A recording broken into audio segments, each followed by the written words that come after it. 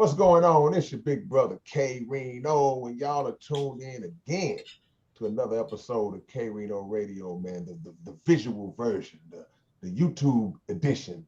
And bruh, when I tell y'all right now, look, y'all, if you know him, you already see him.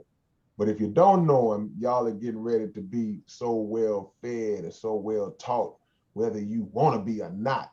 Because this brother that I have, he's on my left on the screen. I guess I'm on his left on the screen, but he is the Southwest Student Regional Minister in the Nation of Islam under the guidance of the Honorable Minister Louis Farrakhan, and he has been holding that post down literally for over 3 decades, coming up close to 4, if I'm not mistaken. I'll let him correct me if I'm wrong. He's a freedom fighter, activist. He's the host of Connected Dots on KPFT, and y'all can check him out at his new time on Thursdays at 10 p.m. on kpft.org. He has been standing on the front lines fighting for the liberation of Black people, brown people, red people, poor people for over half of his life, literally. And he's been a big brother to me, a mentor to me, and so many others that he's helped. We'll be all day on the intro. So I want to thank my brother, Dr. Abdul Haleem Muhammad, for being here with me today. How you feeling, family? I'm fine, brother K-Rino. Assalamu alaikum. Peace be unto Walaikum you, brother. salam. I'm just happy to be here with you, brother. You Uh, know, we happy to I have you, family. I'm very reflective today. One of my contemporaries in the struggle is in the hospital in critical condition, and it my mind went back to a picture that we took together, where there really was 4 of us in the picture, and 2 of the people in the picture have already returned to Allah. They've passed away. And then this brother is in critical condition, as I understand, and I'm praying for him right now. I don't want to put his business out, but just simply say I'm praying for him right now. But if he passes away, I'll be the only one left that's in that picture. So my mind is very clearly focusing on something right now, brother. I don't know whether Kobe Bryant actually said it or not, but I've seen something on the internet. They had a picture of Kobe Bryant and then some words that says the greatest mistake we make is to believe that we have more time. Wow. Well, So we we really definitely, we really have to take advantage of the time that we have. absolutely, and we definitely will be praying for brother as well. And you saying that reminds me of something also, because for those who are watching this and y'all really, really rock with me, y'all are already familiar with this brother because he is the brother speaking at the beginning of the Flowers video. And the things you're saying right now make me think about that. Like you said, making a mistake of thinking we have so much time.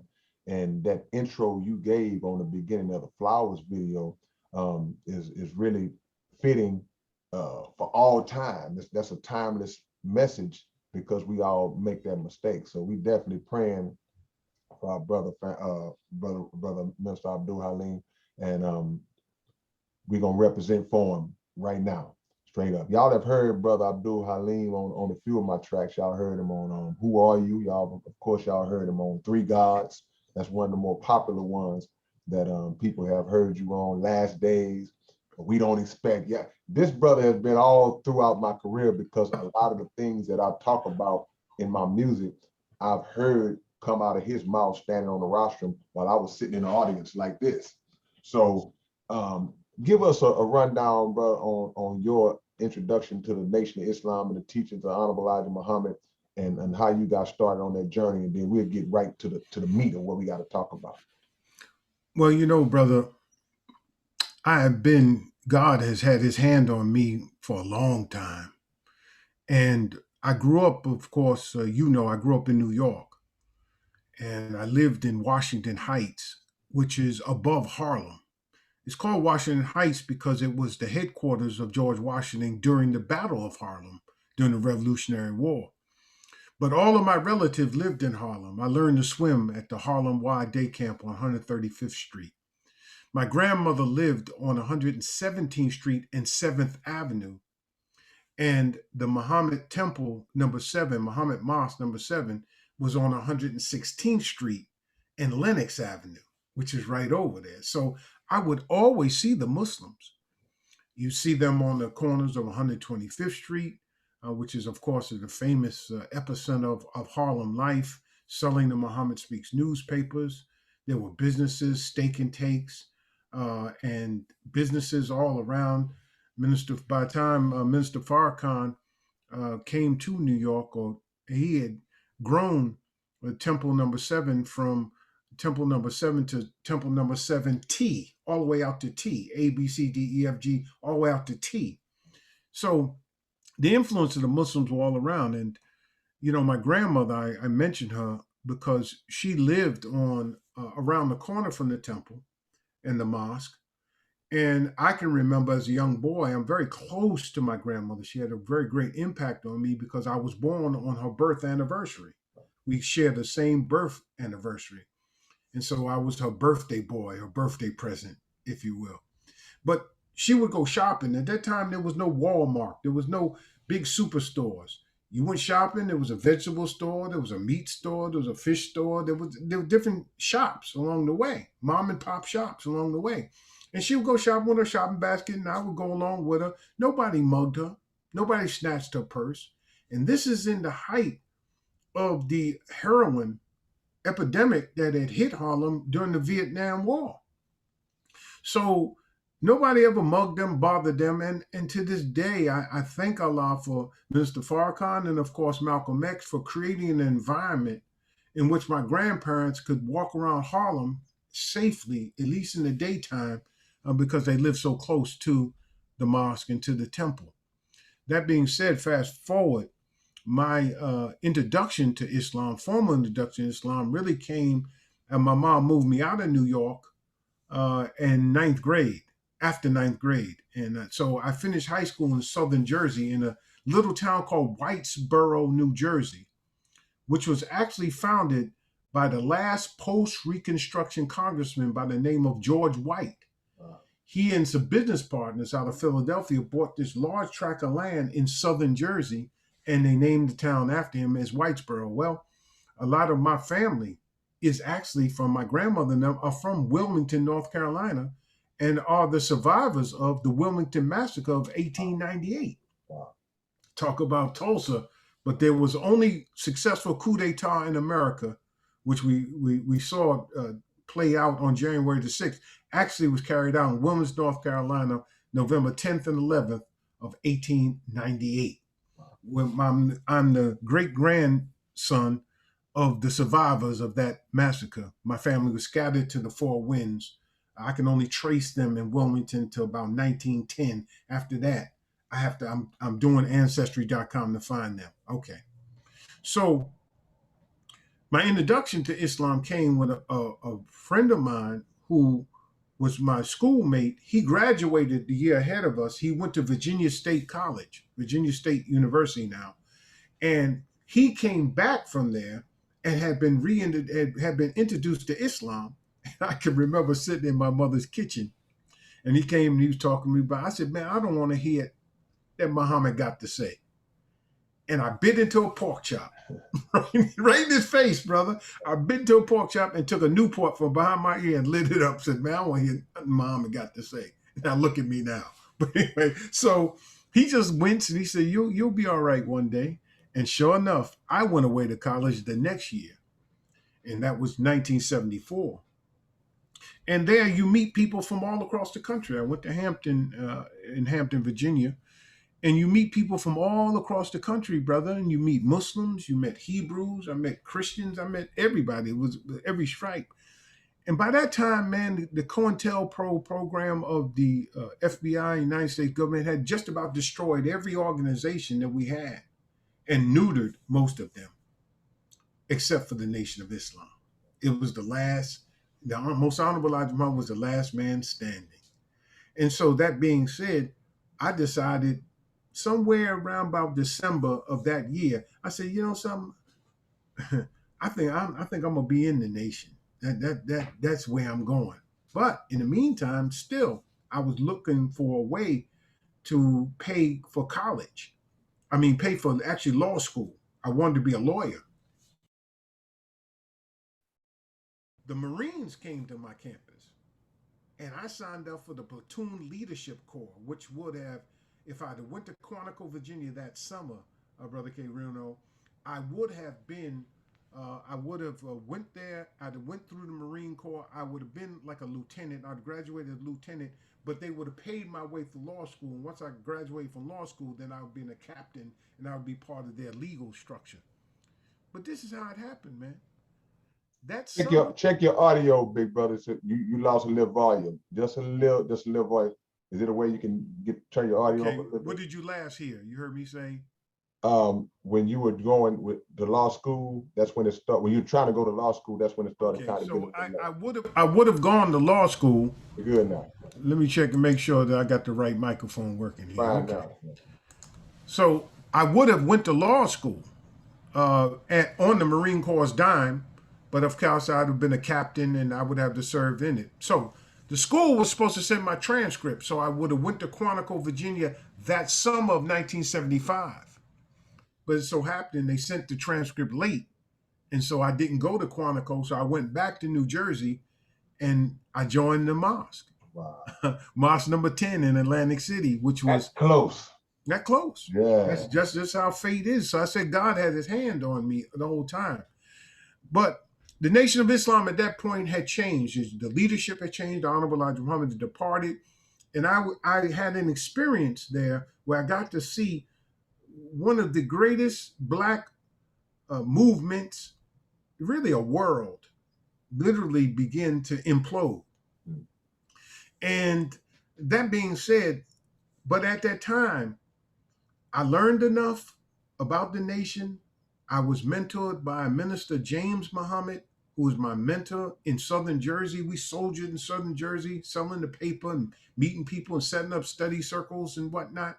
And that man loved the Honorable Elijah Muhammad. So that's all I heard about as we driving in the car going. That's all I got. I got a chest full of the Honorable Elijah Muhammad.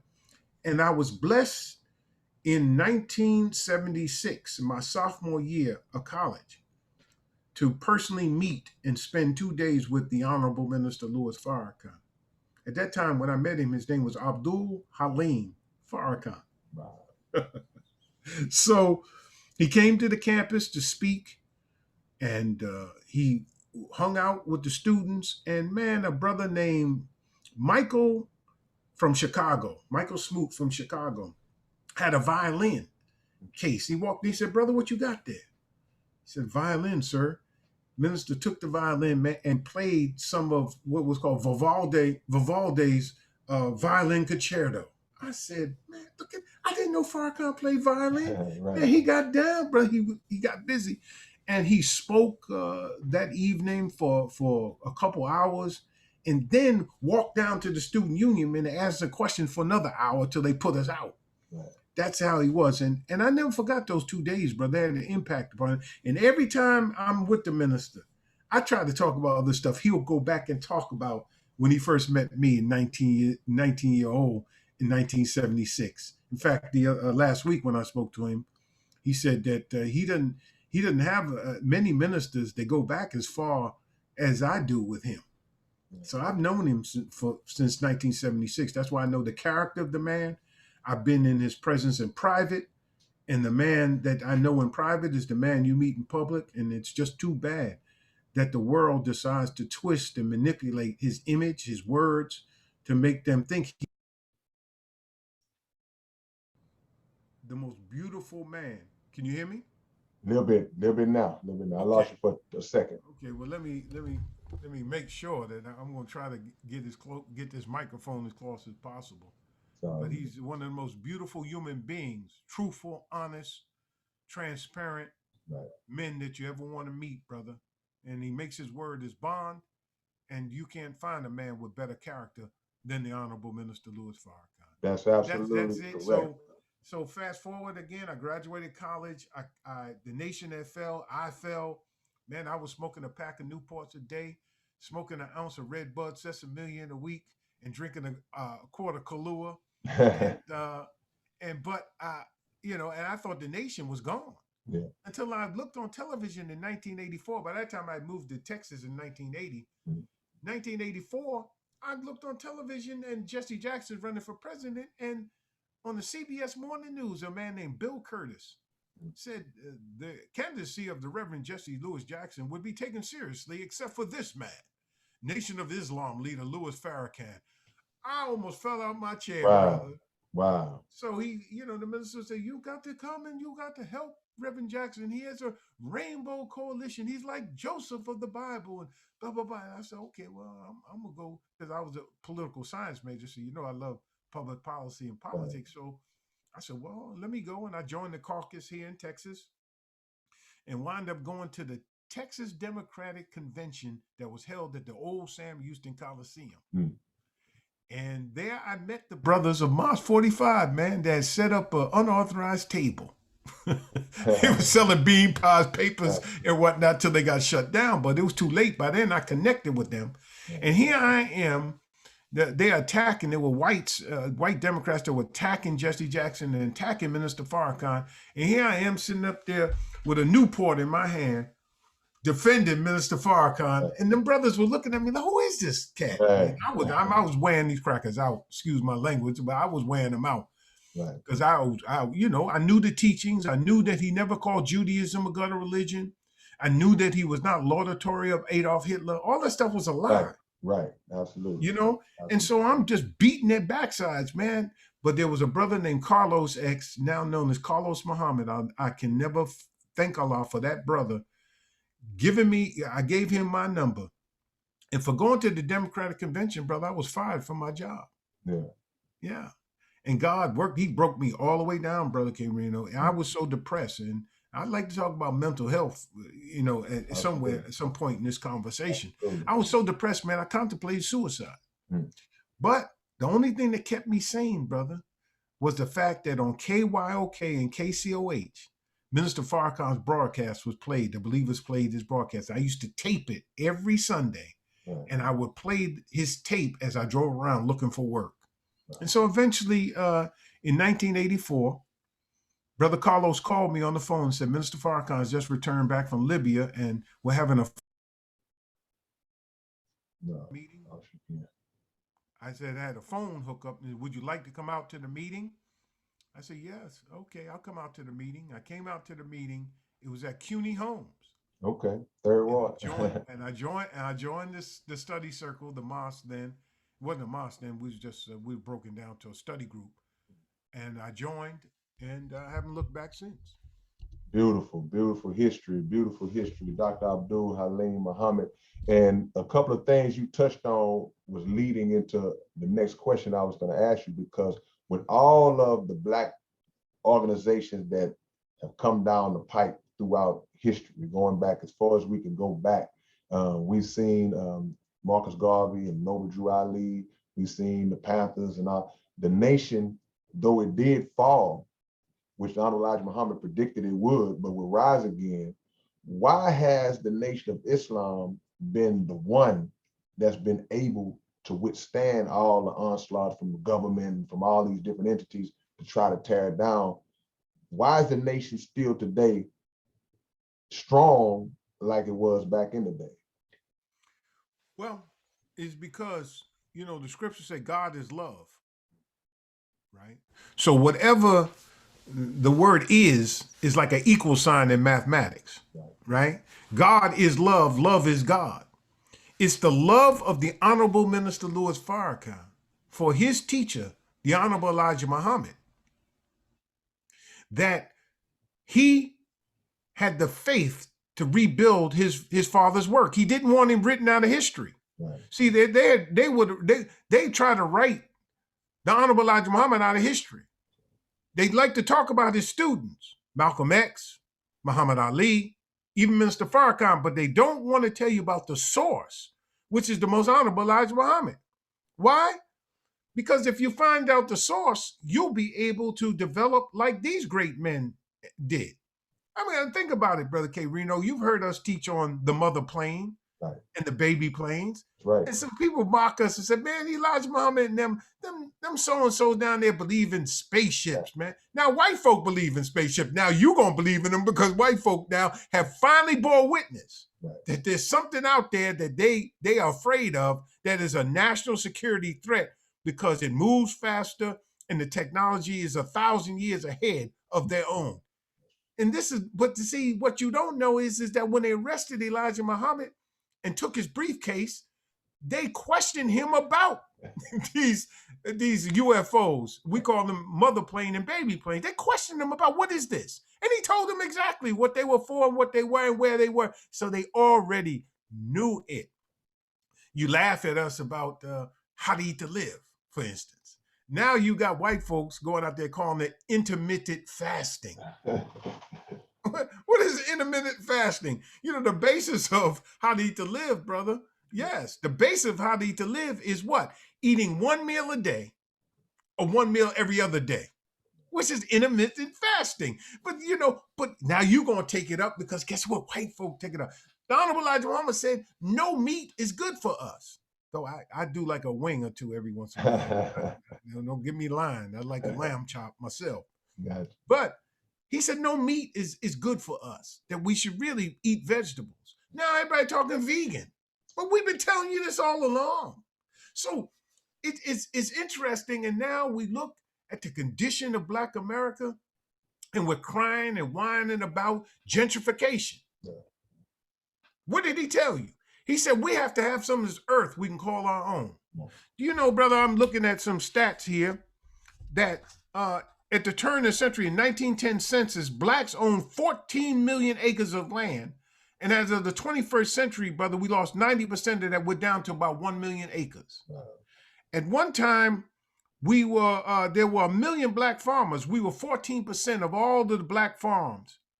And now we're down to less than 50,000 Black farmers, or 1% of the rural landowners. Now, how the heck? How are we going to feed ourselves, clothe ourselves, shelter ourselves if we don't own any land? And how did that happen? How did that big reduction of all that land ownership for Black people, what was the catalyst that led to that, big brother? Well, after the Civil War, before the passage of the 14th Amendment, remember, we were freed, right? But we weren't citizens. Right. We weren't citizens until the 14th Amendment. The 14th Amendment made us citizens. And by that time, they were passing, at the end of the Civil War, the states were passing laws where Black people couldn't own land. We never got our 40 acres and a mule, if you remember, right? And then we had a lack of documentation to be able to identify ourselves, to prove our identity, because what? We didn't have birth certificates. You didn't have driver's licenses back then, but you certainly didn't have birth certificates, right? And so the land that was promised by the Freedmen's Bureau during Reconstruction actually never happened because President Lincoln was assassinated and President Johnson was against the Freedmen's Bureau. He kept vetoing the Freedmen's Bureau Act, even though they were passed. They overrode his vetoes, but Lincoln and Johnson were quick to pardon the Southerners who rebelled against the government. So they gave back the land to the white slave masters. They gave their land back to them. Right. And then, of course, there was a lack of legal wills. Once they did own land, they legal wills. You had the Murrell Act of 1862, which offered land to whites only, and education and loans and implements, farming implements to them. You had the Homestead Act of 1862 that restricted land acquisition in the West to whites only. I go on and on, brother. Right. I mean, after the war, the GI Bill, they gave whites white GIs low interest loans and money to go to college, but they did not give us those loans, and they allocated us to trade schools. Right. So, you know, it's just been, and then the USDA, the United States Department of Agriculture, have discriminated against us all along, especially in loans and things like that. And then we lost the land through tax fraud and schemes and whatnot. And then heir property, where say there's you and three of your siblings have a piece of property, all of them have to agree in order for it to be sold. Wow. In some cases, Ray and Junebug and Isha didn't agree. So I ain't paying them taxes. I ain't doing that. And then the land was lost at tax foreclosure sale. We lose more land at the beginning of the month at tax foreclosure sales than anything that the TxDOT, the city of Houston, or Metro has ever took in eminent domain. Wow, man, incredible. So in the beginning of all of the history that you gave, the first thing I'm thinking about in my mind is that's systemic, because they intentionally implemented laws and situations that would prohibit Black people from having that type of ownership. And so I think about when people say, well, man, ain't no such thing as racism, man, that's BS, y'all complaining, y'all making this, that's no such thing. But you just laid out history that's documented that actually proves that people were just setting out to shut Black people down for no other reason than just the hate. I want to bring it down to the local level real quick, brother, because I always looked at you as an individual who hears things a little differently than everybody else in the room might hear it. We may all hear it, but we don't take it in and process it. And when Chief Art Acevedo, who was the police chief in Houston the last few years, when he decided he was gonna move around and get out of Houston, he made a statement that says he's predicting 500 murders this year in the city of Houston. I want you to talk about that and what you got out of that and what your thoughts are on trying to make sure that doesn't happen, because a lot of this violence going on, man. We seeing club shootings, period, not all around the country, but in Houston, man, it's real bad. We got a little gang situation going on. Speak on that whole thing when that first hit your ear, and what do we got to do to prevent that?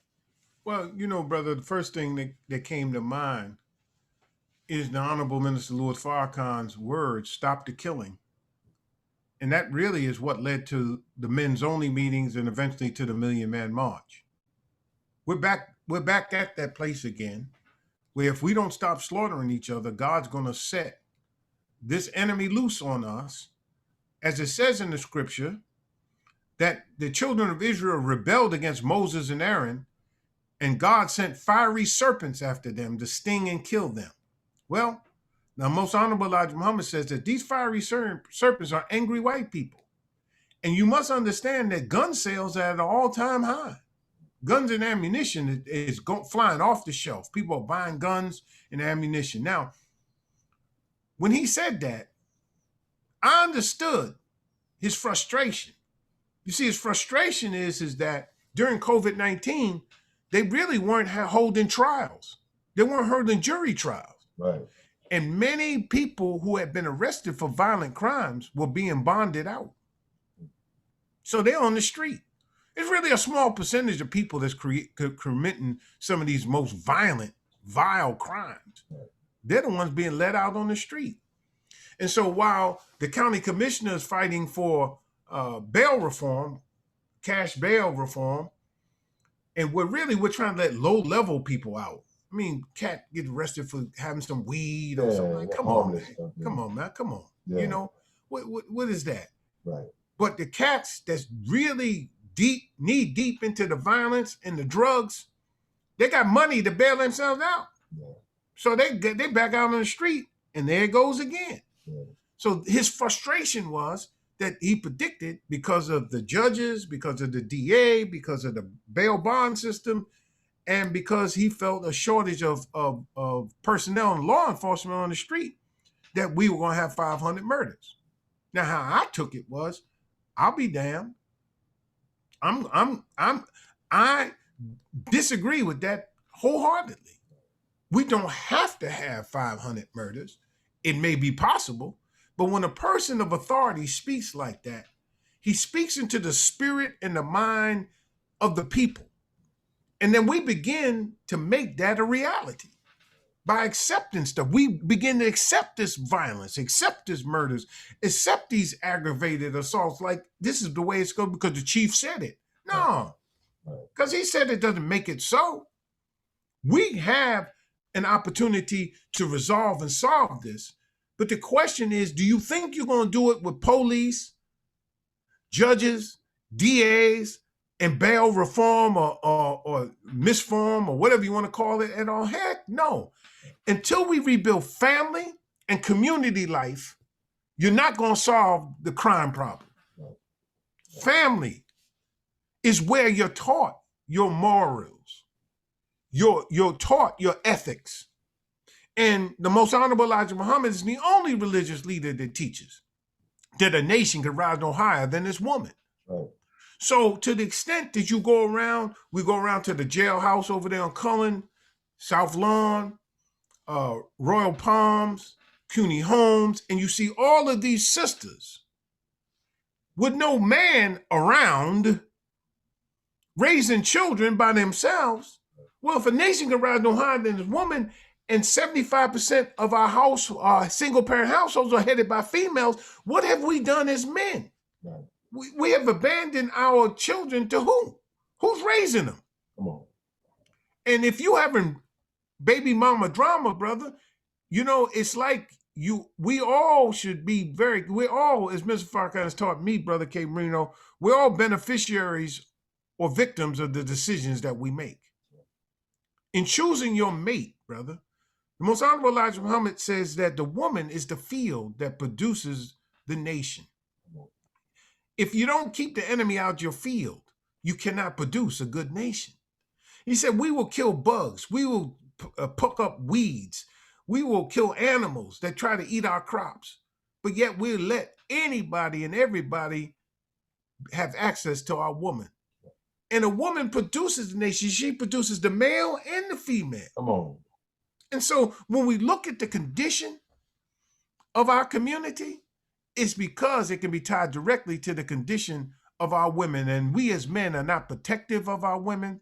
We are men of not, again, I'll go back to the loss of land, are not creating environments in which they can grow up in safety and be taken care of. Not just financially. Oh man, what you complaining about? I bring home the money, I work. Yeah. Okay, well that's good. But that hell, man, that's like throwing dollars or making it rain at the damn strip club. Right. Yeah, because you got money, then what? What does that do? It helps, of course. No finance, no romance. We've heard that. But in truth, man, the Holy Quran says, brother K-Rino, that men are the maintainers of women. But maintenance is not just financial. Oh. We must maintain them emotionally. We must maintain them intellectually. We must maintain them spiritually. And we must maintain them physically. Right. We have to take care of our women, brother, and financially. That's in there. I'm not saying that, but it's the whole package. We have to take care of them wholesale if we're going to produce a good nation. Honorable Elijah Muhammad says like this, brother, there's no such thing as a no good woman. Every no good woman was made no good by no good man. Come on. And so we have produced women who resent us as men for not doing what we're doing or stepping out on them or hurting them or whatnot. And so what comes out of their womb? She looks good at you, it looks good to you in the club because she got a figure 8.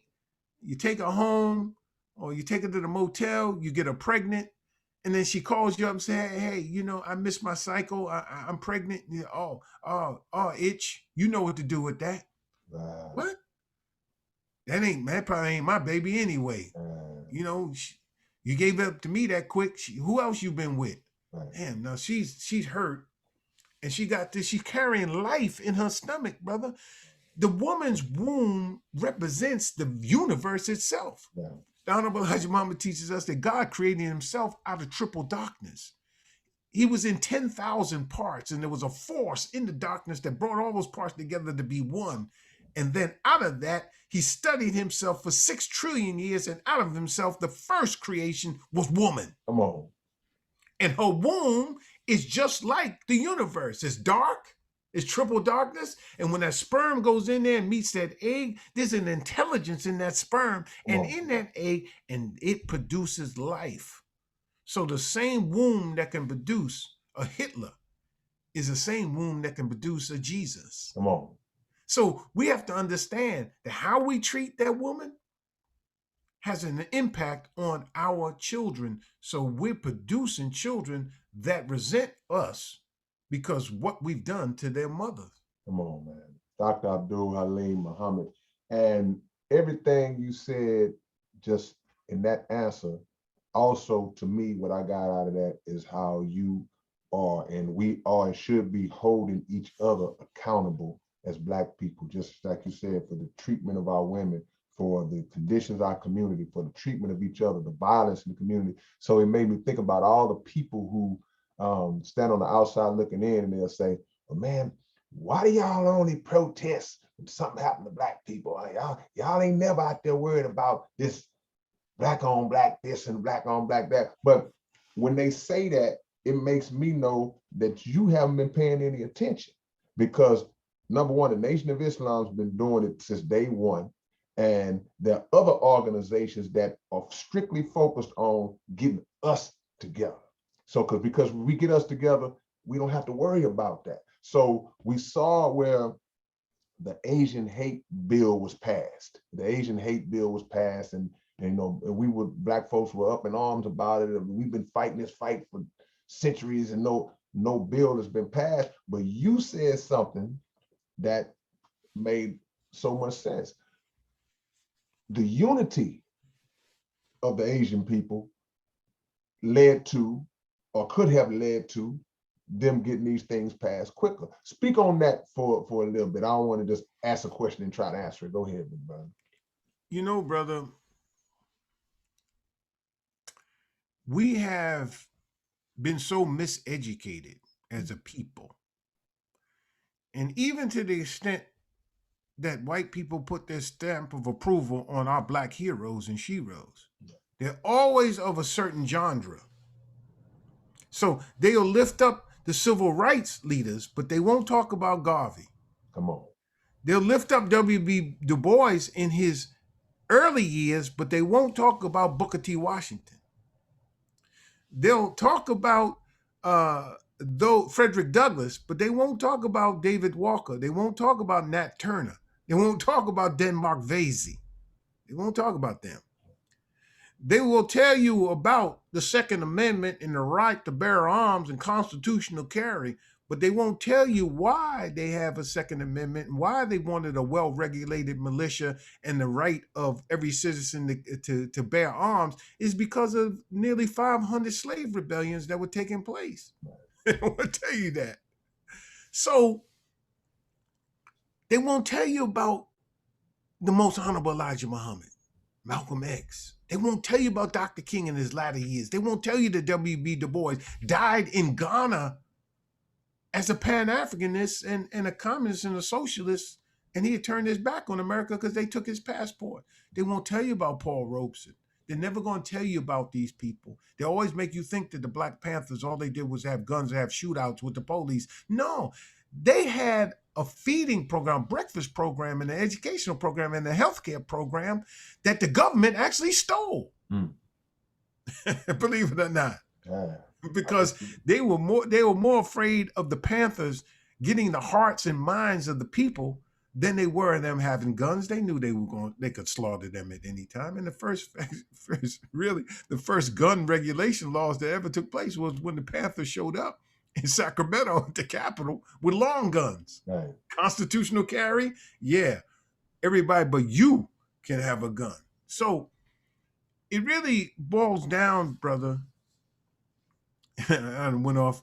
You got me going where no man has gone before. No, let's go. we really have been so brainwashed. We really don't understand that there are even Black conservatives that we've written off. We canceled them. Yeah. Because why? White liberals didn't like them. Yeah. So there are people like Thomas Sowell. I don't agree with everything the man teach, but at least listen and read his literature.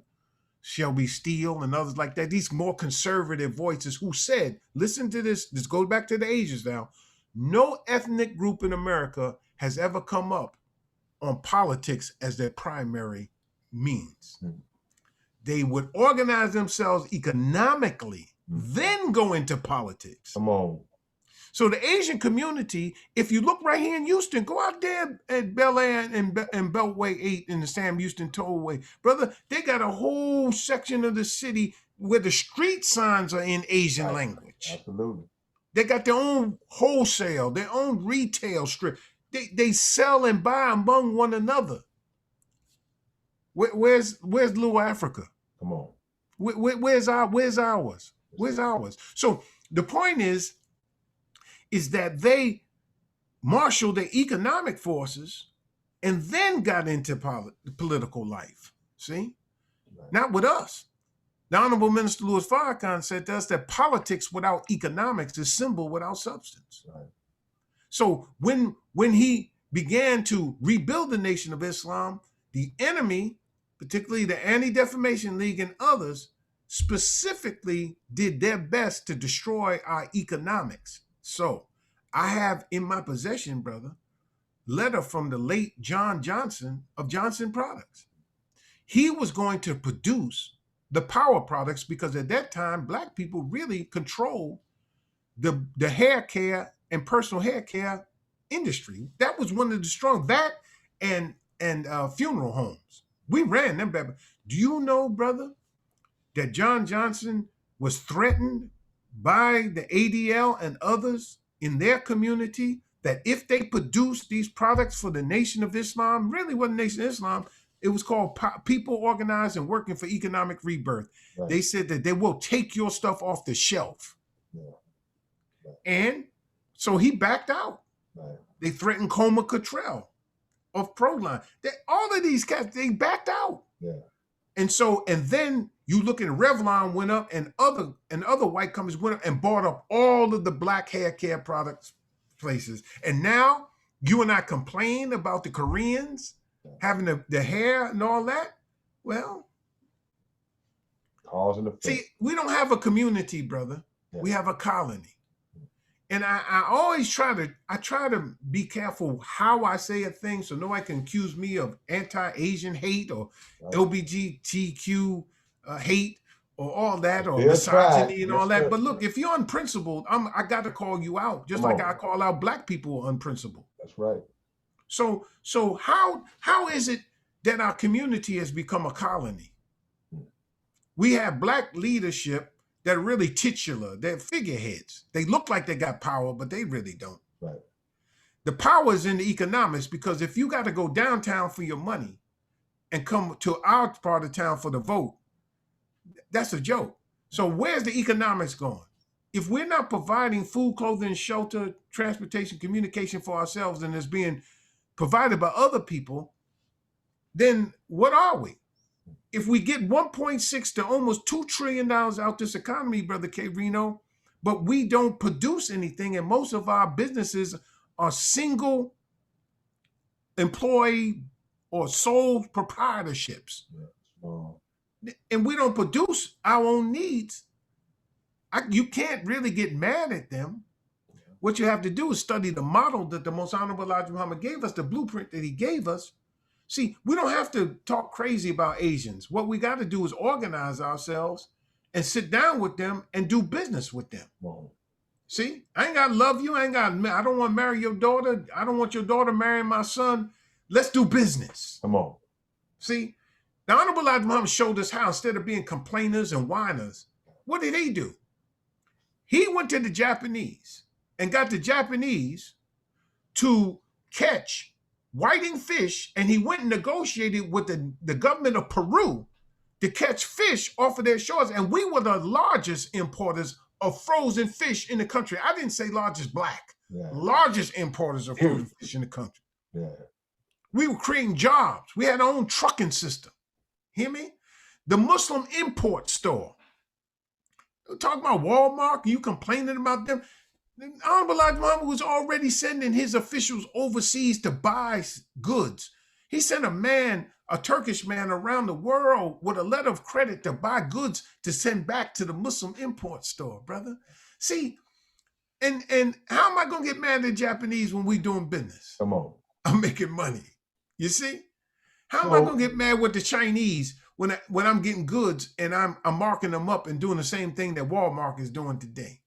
so it sounds to me like we have to really take it on ourselves as Black people to really, really push to learn that those aspects of our history, because everything you saying, people within the Nation of Islam, are familiar with that information, but the average Black people on the street, we don't know about that. We didn't know nothing about that. So we got to learn history to know that all of the things that we do complain about not having today, we do it in a mindset like it can't be done or it's never been done because niggas ain't gonna never, but it's been done.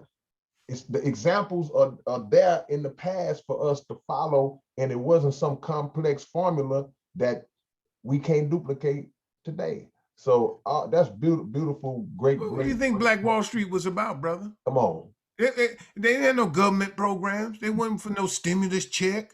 They wasn't waiting for president at that time, Calvin Coolidge or whoever the president was at that time to pass a bill or something, right? Pass a bill. Right. They built it themselves. And Tulsa wasn't the only place like that. No, brother. There's so many massacres that took place, man. I talked about my family in 1898. They destroyed the Black middle class and ran all the Black professionals up out of Wilmington, North Carolina, brother.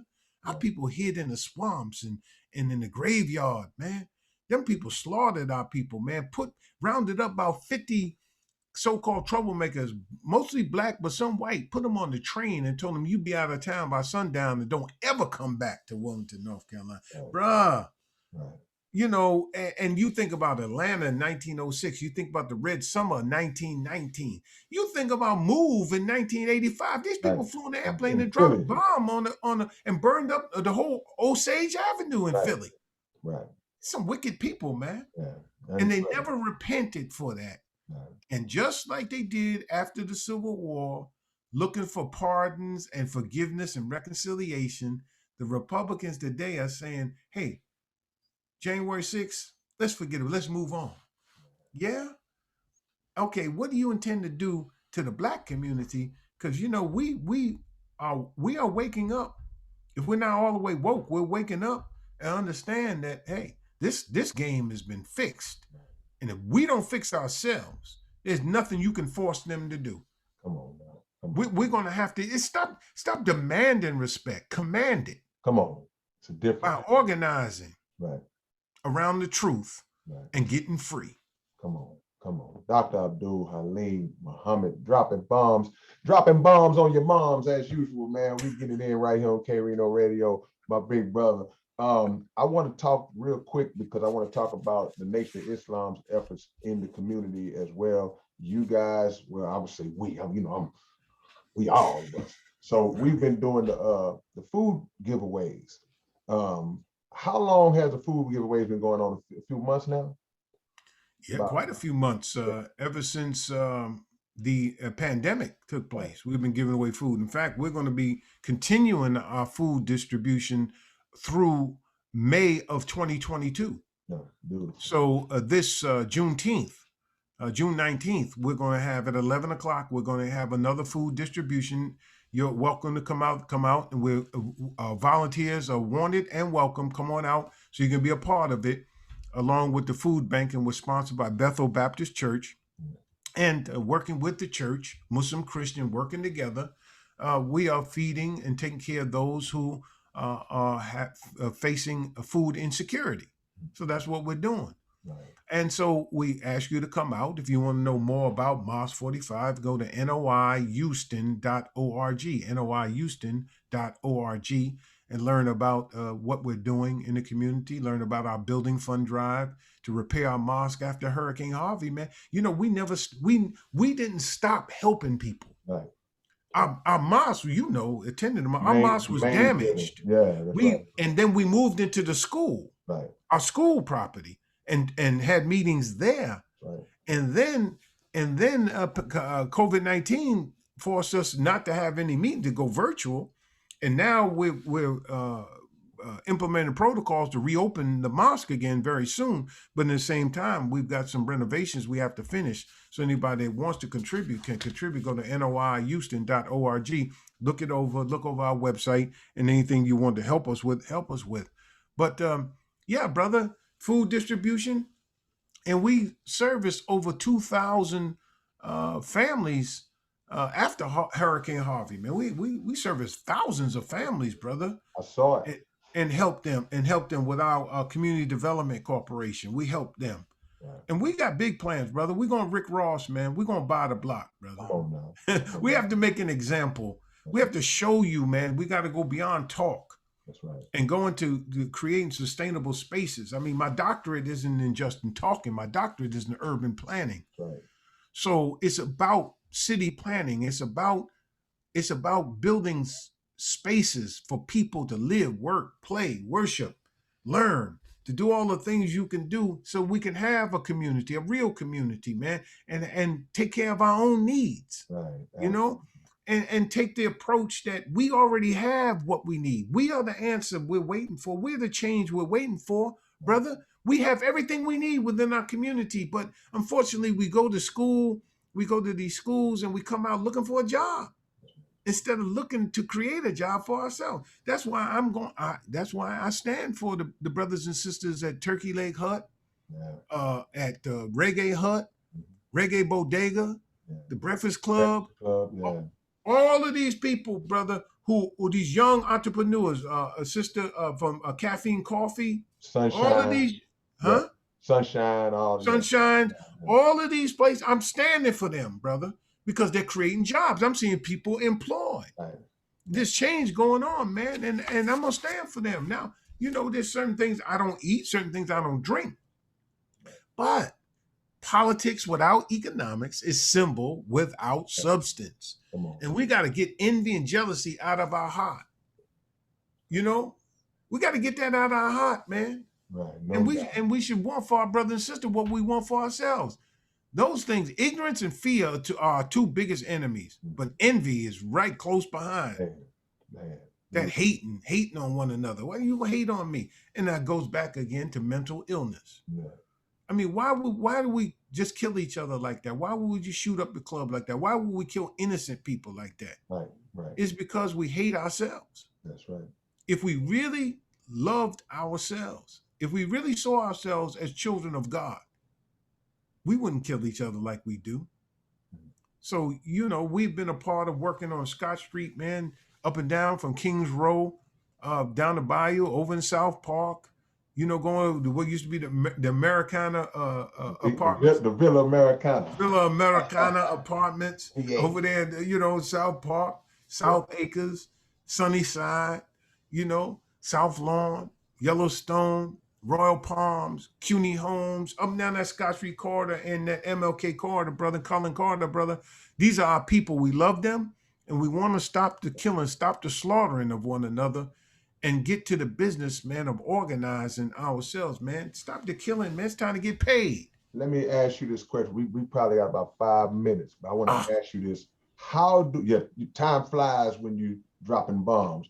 How do we substitute? What do we do to substitute the lifestyle for our young people, that everything you're speaking about? Because it's all just a matter of just the condition that they're living under. And like you say, the pain and the mental illness that we've suffered. The mental illness is not always that you just have some clinical sickness and you just crazy, like they say.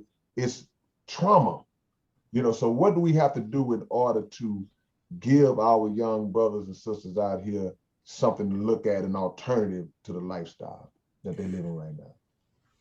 We live in a very visual generation that unfortunately has been twisted or turned towards materialism. So you got to give them something tangible to look at. Yeah. So that is what, you know, I'll end like I started, thinking about that picture of 4 of my comrades, 2 of which are gone, another one that's sick in the hospital, and I'm like feel like I'm next to the last man standing. So what do I do with the rest of my life? Right. It is to take all of what Minister Farrakhan has taught me, the wisdom of the Honorable Elijah Muhammad, and all of the wisdom that you see behind me in these books and my education, and to build something that will point to these young people something. We've got to get them back into construction trades, teach them blue collar trades. We got to get them into the green collar trades to teach them about alternative energy, solar paneling, all of those things like that, recycling, upcycling, manufacturing, all that kind of stuff. And then we've got to teach them what I call silicone collar, which is advanced technologies such as blockchain technology and cryptocurrency. We got to teach them about coding and robotics and microprocessing and communications and all of that. We got to teach them these things, man. Right. So they can feed, clothe, and shelter themselves, and we can rebuild our own community. So one of my focuses, brother, is going to be to unite with some sane people, brother, so that we can create a trade school. Right. Right? And right where we are, so we can take these brothers that want to change and give them the opportunity to change by paying them a stipend to go get trained, and then they'll be able to take a gun out of their hand and put a tool in their hand and make and get paid and not have to ever look over their shoulder again as to somebody that they jacked or killed or robbed. And last point I'll make, brother, think about it. You know, Metro eventually, God willing, is going to take the light rail out to Hobby Airport. Some of us need to be working on that. Yeah. TxDOT is going to do this I-45 expansion, man. It's a $6 billion project. It's in litigation right now, but I believe they're going to prevail. So you're talking 187,000 construction jobs for about 5 to 10 years. Right. Got to get in on that. Come on, man. Yeah. So, you know, we're not sitting around here waiting on a check or welfare, brother. We can create our own companies. And out of all of our Black leadership, my challenge to them is, where is our Herman Russell? Like Maynard Jackson created in Atlanta, he made a man that was doing drywalling and made him a multimillionaire. Where is our Herman Russell in this city? And if you are out there, Herman or Hermina Russell, give me a call or stop by Miles 45 at 4443 Old Spanish Trail and let me know you out there, so that you can be the example of those who create jobs for our youth and get them out of this way. And we got to fix the educational system, but we won't be able to fix the one that they got. We have to create one for ourselves, or an after-school Saturday program so we can teach them the knowledge of themselves, because they're against critical race theory, but really all the evil they've done to us is critical race practice. Come on, man. We got to teach our children that every creature in the universe has a natural enemy. And unfortunately, we got one, and we're living among them right now. Not all, but many of them. I don't do white guilt. Right. I don't name, shame, and blame to make them hang their head and, oh, I'm so sorry, Mr. Muhammad. No, understand, every deed has a consequence. God shall not be mocked. What a man reap, the same shall, what a man sows, the same shall he reap. And in the way James Brown puts it, or in physics, it's like for every action, there's an equal and opposite reaction. And as James Brown said, payback's a thing you got to see. So if you don't want God to issue his justice, Thomas Jefferson said, he trembled for his nation. We know that God is just and his justice will not sleep forever. And it was George Washington that said that he was concerned because he's seen that the Black man, the African, would become a troublesome species of property one day. And it was George Mason at the Constitutional Convention when they made the last compromise before they sealed up the Constitution in 1787, brother. He told them this, and this was the compromise was over slavery again, in the importation of slaves. They cut a deal on the importation of slaves. He said, and I'm paraphrasing, nations cannot be punished in the hereafter. They must be punished in this world. And then he went on to say that providence fixes things. Providence meaning God, destiny, fixes things so that national sins create or beget national calamities. We're looking at the unraveling of the United States of America. We're looking at the calamities that are hitting the rain, the snow, the hail, the earthquakes, the floods. All these things are hitting now. and we're seeing a country that's heading to a civil war. So what we must do is we must unite, pool our resources, come together in operational unity, which is unity without uniformity. Come on. Everybody know their role, their responsibility, and their rights. And let's get up and do something for ourselves, brother and sister. Beautiful, beautiful, man. Dr. Abdul Haleem Muhammad. Look, let's go ahead on and put this out there right now. We got to come with part 2 because this just wasn't enough within the time frame. So part 2, brother, if you will humbly accept the invitation, let's try to get in a part 2 to this interview sometime like real soon, you know, and whenever your schedule permits. It could be next week sometime. But we got a lot. It's a lot of look. I got all this that I didn't even get to. So we're gonna make sure that we get to it, big brother. Thank you so much, family. And you know, I ain't but a phone call away. And K-Rino Radio, we signing out. Check my brother out on your new night is what night? Thursdays? Thursday at 10 p.m.